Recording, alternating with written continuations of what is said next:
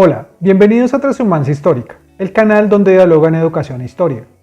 En este capítulo me tomaré el atrevimiento de recomendarles algunos libros y ensayos que en mi opinión son pequeñas obras maestras de las ciencias sociales hechas en Colombia y que en buena medida pueden ser muy útiles a la hora de salir de los denominados lugares comunes.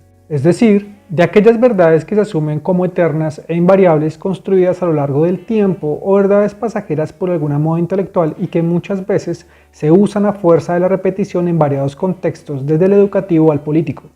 Las publicaciones de esta lista aportan nuevas perspectivas que justamente nos ayudan a evitar las generalizaciones o los lugares comunes a la hora de abordar y desarrollar un tema en clase o una simple interpretación que tengamos como lectores de las ciencias sociales. En esta lista de recomendados están incluidos 3 libros y 2 ensayos publicados estos últimos en revistas muy conocidas en nuestro país y fáciles de consultar. Si bien esta es una de tantas listas, espero les guste y si no conocen estas publicaciones, ojalá este video sea una razón para consultarlas. Dejo los enlaces de los libros y los artículos en la descripción. A propósito, el orden no tiene ninguna importancia. ¡Bienvenidos a mi mundo! Lugar de dudas. Sobre la práctica del análisis histórico, breviario de inseguridades, escrito por Renan Silva y publicado por la Universidad de los Andes en 2014. Renan Silva es uno de los más brillantes historiadores intelectuales de nuestro país y sus publicaciones, entrevistas, conferencias y clases son prueba de ello. Es profesor del Departamento de Historia de la Universidad del Externado de Colombia y lo fue también de la Universidad de los Andes y la Universidad del Valle.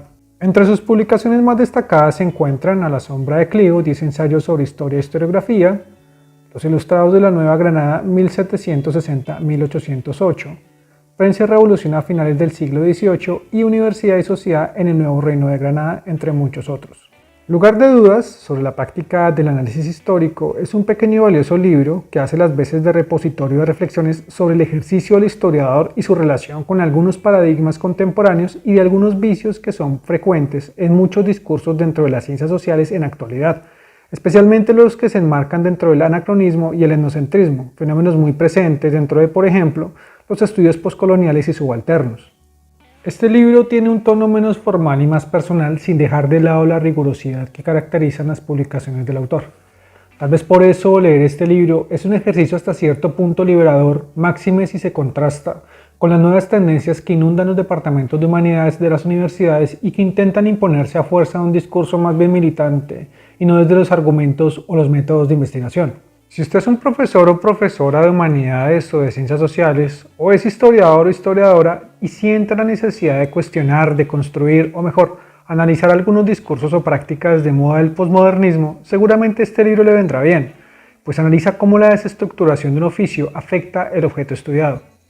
Además, hace un llamado a realizar una reflexión sobre el lenguaje, es decir, a asumir que las palabras, conceptos y categorías son susceptibles de historizar, y pueden desorientar el análisis si no se es consciente de esta característica. Por otra parte, si bien el autor critica las corrientes historiográficas que están dedicadas al estudio de la recuperación de la memoria, lo étnico, lo ancestral y las víctimas, no desconoce la importancia de estos estudios, más sí la manera de hacerlos. Los investigadores de estas especialidades casi siempre asumen posiciones imparciales que impiden la correcta comprensión del pasado de las sociedades e intentan encubrir sus posturas en un discurso reivindicativo, lo cual conlleva, entre otras cosas, a que las investigaciones desconozcan ese carácter diverso y diferente, más no exótico, de las sociedades del pasado. Si bien este libro ha sido escrito especialmente para los estudiantes de pregrado de las carreras de historia, su temática de análisis es útil y necesaria para todas las carreras afines a las ciencias sociales.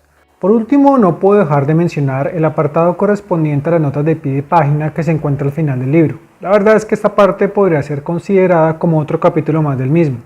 Y es que la profundidad de los temas que se tratan tiene una amplitud en las notas aclaratorias, permitiendo ahondar en la problemática tratada y aportando explicaciones, contexto, autores y obras que son en suma un aporte muy valioso para quienes desarrollamos temáticas de las ciencias sociales. Recomiendo esta pequeña joya en forma de libro, como el resto de la bibliografía de Renan Silva. ¡Genio! Paz en la República, Colombia, siglo XIX, editores Margarita Garrido, Carlos Camacho, Daniel Gutiérrez, publicado por la Universidad Externado de Colombia en 2018. Este libro aparece publicado en el contexto del Acuerdo de Paz de La Habana y se enfoca básicamente en las diversas maneras en que se buscó la paz en medio de las guerras civiles que prosperaron a lo largo del siglo XIX en Colombia. Indirectamente analizar los acuerdos de paz y las condiciones que los hicieron posibles en medio de los conflictos regionales es al mismo tiempo explicar las diferentes causas de las guerras y las búsquedas por acuerdos de paz. Por tanto, este libro es bastante útil a la hora de explicar y salir de ese lugar común según el cual el siglo XIX fue exclusivamente un siglo de guerras. Paradójicamente, las guerras civiles del siglo XIX no son un tópico muy desarrollado en la enseñanza de la historia en la educación media, salvo por algún resumen plano, genérico, aburrido y poco descriptivo que ofrecen la mayoría de textos escolares. Y es justamente por esa razón que se hace importante usar este libro por parte del docente como marco interpretativo, porque ofrece una perspectiva alternativa a la hora de explicar y motivar el análisis sobre las diferentes formas de paz en el siglo XIX. Para muchos docentes será un ejercicio interesante y renovador involucrar en sus clases conceptos como mediación, indulto, amnistía, participación política, visión de progreso, modernidad, antimodernidad, liberalismo y orden social, entre muchos otros conceptos. Si bien repetidamente hemos llamado al siglo XIX el siglo de las guerras civiles, los autores de esta compilación nos demuestran que no lo fue. Afirman que después de 1839, cuando comienza la primera guerra civil propiamente dicha, hubo 14 años de guerra y 100 de paz. Los capítulos estudian las paces hechas tras cada una de las 8 guerras civiles del siglo XIX y su conexión con el retorno al conflicto. De esta manera dirige nuestra atención a lo que ha sido mayoritariamente un espacio desconocido ante nuestros ojos, más acostumbrados a ver la guerra y anodinos frente a las maneras de buscar la paz entre los contendientes.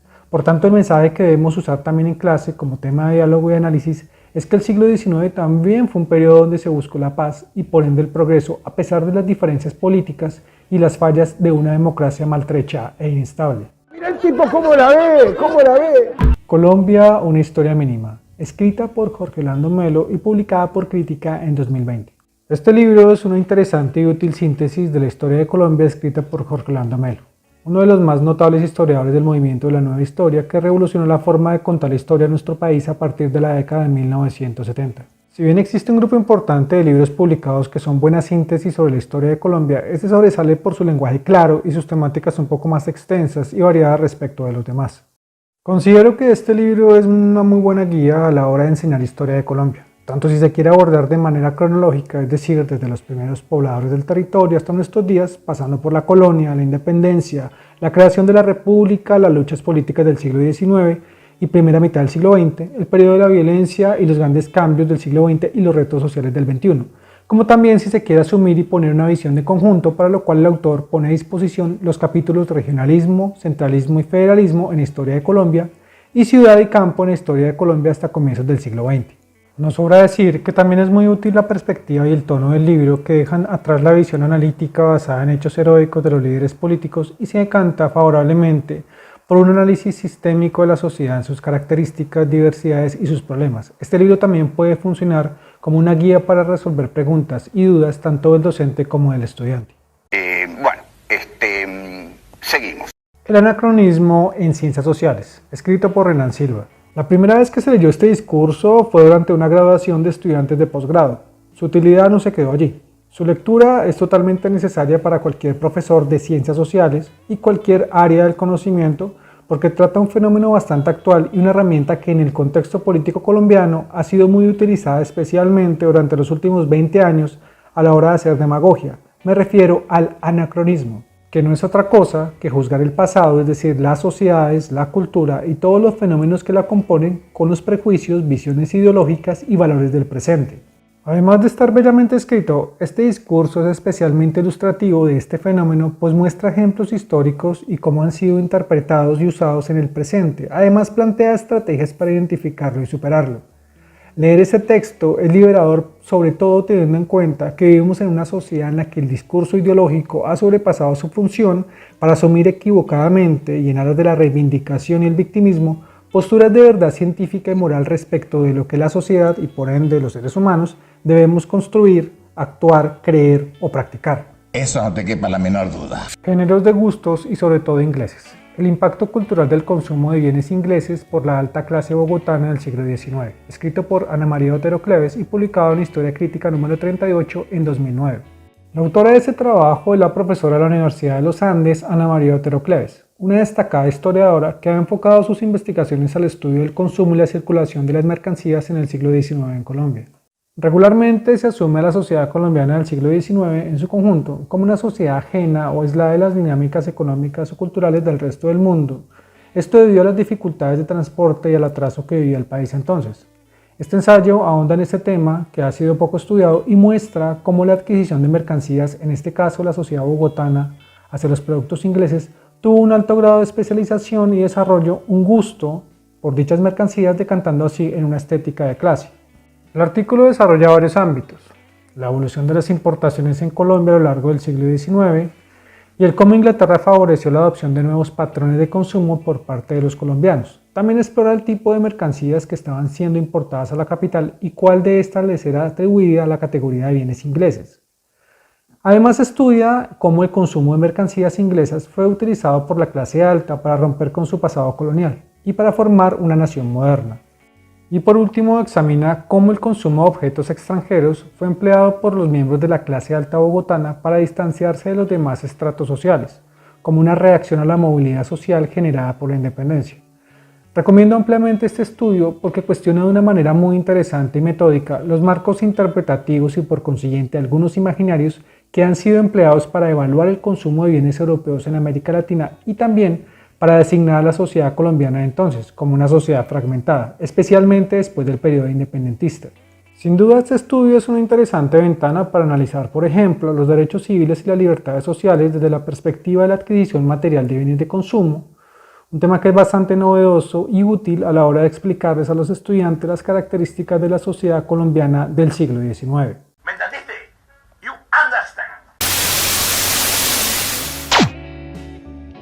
Si te gustó este video, no olvides darle like y suscribirte al canal.